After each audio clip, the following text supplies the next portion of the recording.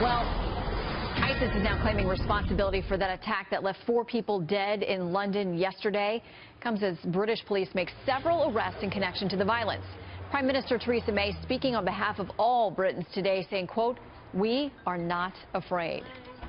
The greatest response lies not in the words of politicians, but in the everyday actions of ordinary people.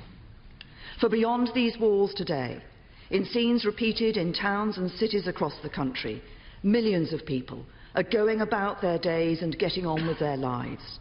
It is in these actions, millions of acts of normality, that we find the best response to terrorism.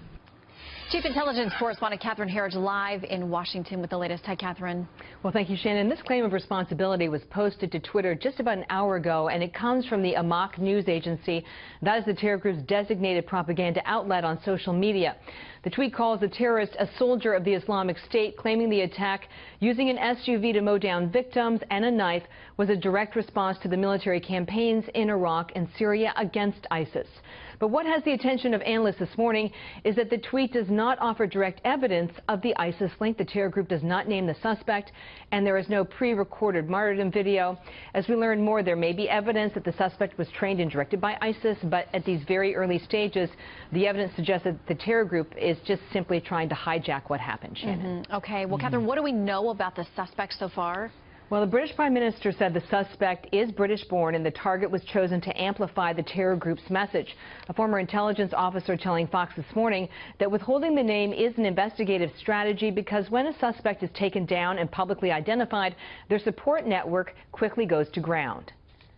I totally understood the British government's decision not to release the name of the terrorist because they wanted to arrest the rest of his network before they splashed the name everywhere and the network knew enough to flee. And I think that's what you saw with the overnight raids in Birmingham as they exploited some of the intelligence they received from the attack.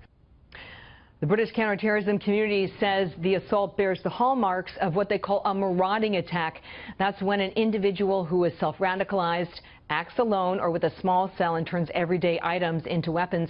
These plots are among the hardest to disrupt, and the British train to quickly neutralize the suspect and limit the civilian fatalities, Shannon. All right, Catherine Herridge in Washington, thank you. You're welcome.